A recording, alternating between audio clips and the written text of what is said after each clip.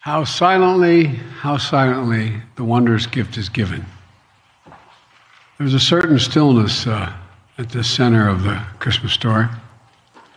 A silent night when all the world goes quiet, and all the glamour, all the noise, everything that divides us, everything that pits us against one another, everything that seems so important but really isn't, it all fades away in stillness of the winter's evening.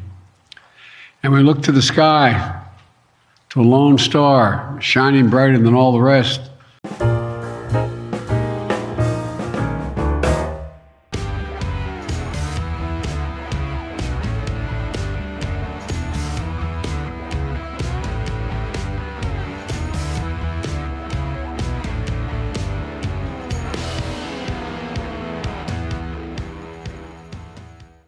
Guiding us to the birth of a child Christians believe to be the Son of God. Miraculously now, here among us on earth, bringing hope, love, and peace and joy to the world. Yes, it's a story that's 2,000 years old, but it's still very much alive today. Just look into the eyes of a child on Christmas morning, or listen to the laughter of a family together this holiday season after years of being apart. Just feel the hope rising in your chest as you sing, "Hark the herald angels sing," even though you've sung countless times before. Yes, even after 2,000 years, Christmas still has the power to lift us up, to bring us together, to change lives, to change the world. The Christmas story is at the heart of the Christmas Christian faith. But the messages of hope, love, peace, and joy, they're also universal. It speaks to all of us, whether we're Christian, Jewish, Hindu, Muslim, Buddhist, or any other faith, or no faith at all. It speaks to all of us as human beings who are here on this earth, to care for one another, to look out for one another, to love one another. The message of Christmas is always important, but it's especially important through tough times, like the ones we've been through the past few years. The pandemic has taken so much from us. We've lost so much time with one another. We've lost so many people we loved. Over 1 million lives lost in America alone.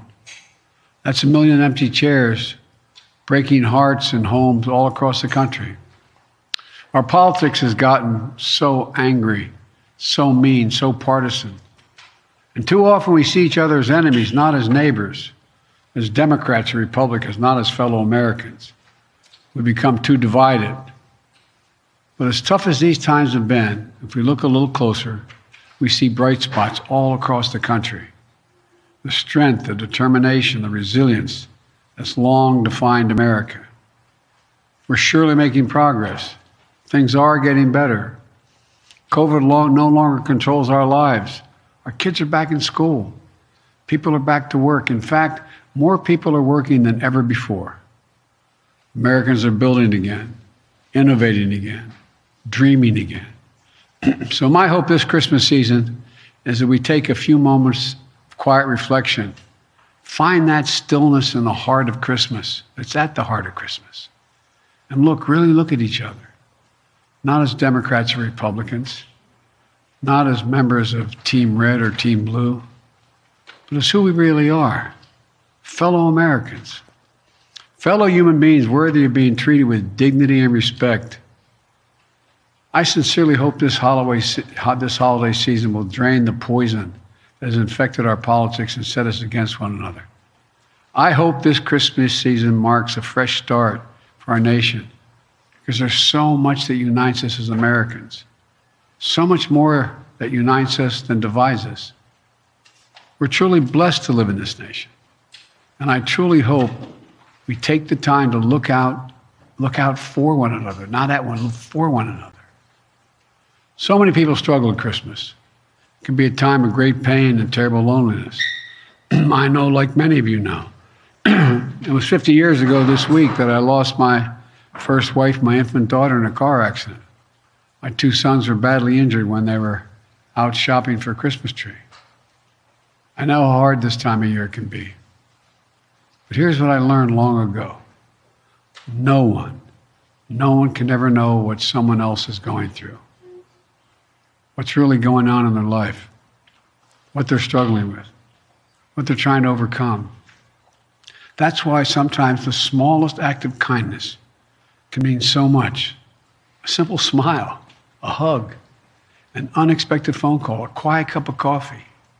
Simple acts of kindness that can lift a spirit, provide comfort, and perhaps, maybe even save a life.